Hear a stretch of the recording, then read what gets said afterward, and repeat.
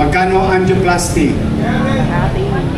300,000, 500,000. Minsan sa private, 1 million. Huwag na kayo tumakbo sa privado. Huwag nyo nang gastusin yung naipon ninyong pera. May libre sa bagong ospital ng Maynila para sa mga nalulungkot. Ito po ang mangyayari. Sa September 8, bubuksan na natin yung ating cath lab sa ospital ng Maynila. Na tayo ay may CT scan machine sa ospital ng Maynila.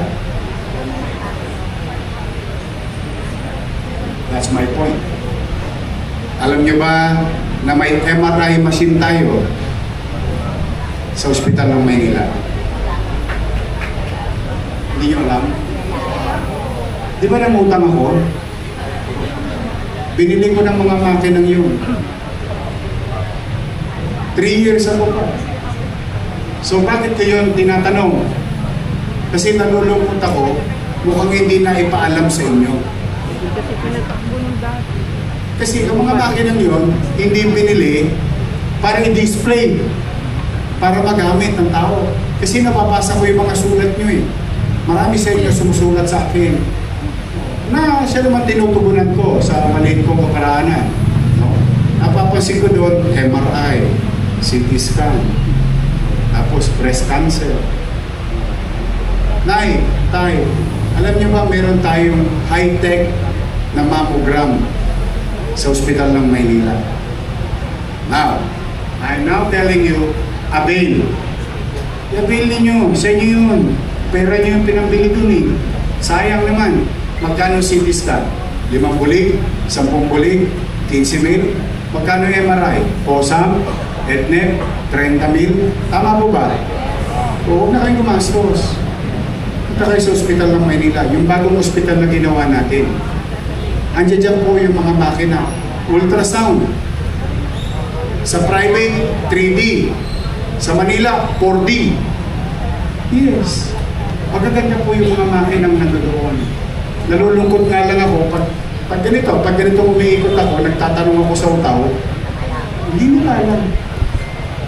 Now, I'm telling you, please do share, lalo na sa mga barangay official. Baka kasi may mga ilangan na mga kababayan natin. Available yan. Gusto ko nga masira yan eh. Masira sa kakagamit ng taong bayan kaysa masirang naka-display lang. I mean, in a positive way, ha? Maigi nang mabalita natin sira, bakit? Gas-gas na po, eh. Pwede bili tayong bago, then sorry. Bakit ko yung ginagawa? Eh, minsan, ang tao gusto magpagamot, pero hindi naman magamot, dala ng walang proper diagnostic. Tama ba? O, andyan po. Gamitin po ninyo. Ito, September 8, makibalita kayo, ha? Pag nabalitaan ninyo, no? I-share ninyo yung informasyon. 3 years ago, doon din sa ospital ng Maynila na itinayo natin, meron po akong tinayong isang pasilidad doon. Ang tawag, cath lab. Hindi po para sa pusa. Cath lab.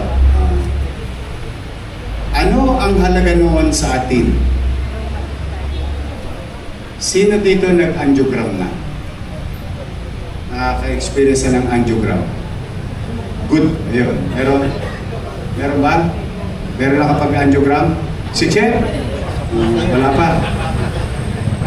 Alam niyo yung angiogram?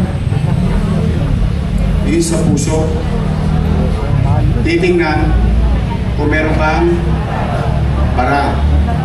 Angiogram pa lang, pinakamura, 30,000, 50,000. Minsan naabot pa ng 80,000.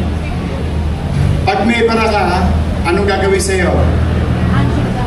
Angioplasty. Lalagyan ka ng goma. Parbular. Kumbaga, may baha. Parado, baha. O, bubuksan ka ngayong goma. sa ugat sa puso at mga ugat. Tama, mali? Magkano ang angioplasty? 300,000, 500,000. Minsan sa private, 1 million. 3 years ago nang gawa yun. 3 years ago na nandiyan yung makina. 3 years nang hindi rin nagamit. Eh kaya ko naman binili yun dahil sino makaka-afford na mahirap na 30,000 check-up pa lang, angiogram pa lang, 80,000. Paano pag lalagyan pa ng o mag-angioplasty pa? Now, ito po ang mangyayari. Sa September 8, bubuksan na natin yung ating cath lab sa ospital ng Manila. At ang umpisa natin gagawin, angiogram. At kalaunan, as we train with PGH, as we train with the Heart Center, Philippine Heart Center, magkakaroon na tayo ng angioplasty. Kaya, kung sakali, ayoko naman sanang magamit nyo. Pero kung sakaling gagamitin ninyo, huwag na kayo tumakbo sa pribado. Huwag nyo nang gastusin yung naipon ninyong pera. May libre sa bagong ospital ng Maynila para sa mga nalulungkot. Mahal yan, pero I don't mind giving it for free. Why? Eh, pera nyo naman yun eh. Sininop ko lang. Di ba nga, pinako pa ako sa krus? Di ba, sabi niya, utang dito, utang doon. Utangin na yan. Yeah, sa totoo lang. O ngayon, nandiyan dyan. Magagamit natin kung kinakailangan. So, this is for you.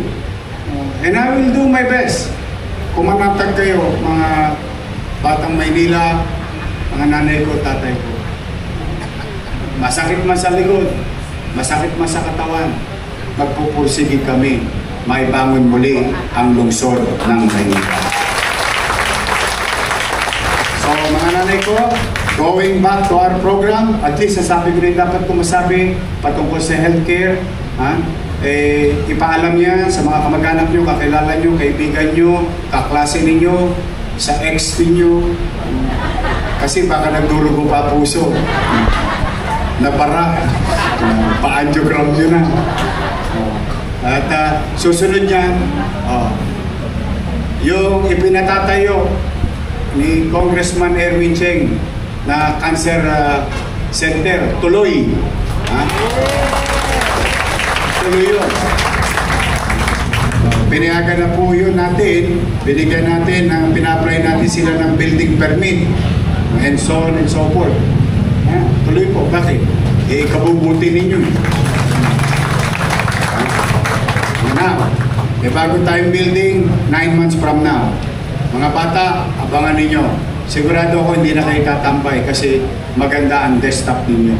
May sasubscribe tayo, katulad ng suggestion ni Maylene, sa mga aklat, virtual books, virtual access to knowledge, ang ating pasilidad. Hindi lang typical na libro, pati ang mga digital asset that are available in the world so that our students can do further research with regard to their assignment or acquiring skills through reading, pero in a digital form.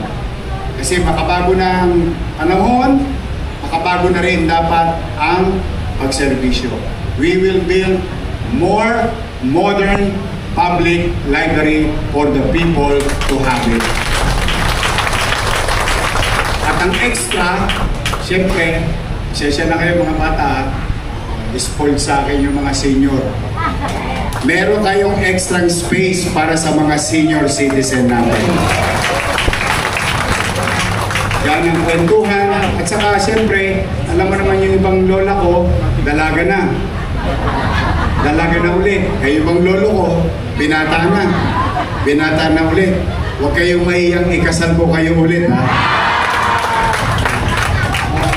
O pwede akong magkasal. Anyway, I'm happy for each and everyone. palakpakan natin si City Engineer Andres. Ang ating mga kasamahan, si Vice Mayor Chi at mga konsehal. Si Congressman Edwin Cheng, si Maylene at 10 kasamahan natin empleyado sa Manila City Library. Muli, itong araw na ito ay araw ng pag-aalay namin na mga marami pang pagawaing gusali o pambayan na sisiguraduhin namin kapakinabangan ng tao, ng mamamayan. At nawa, loobin nawa ng Diyos, patuloy tayong gabayan at bigyan ng kakayanan or resources to fully develop our housing, our schools, our health centers, healthcare programs in the city of Manila.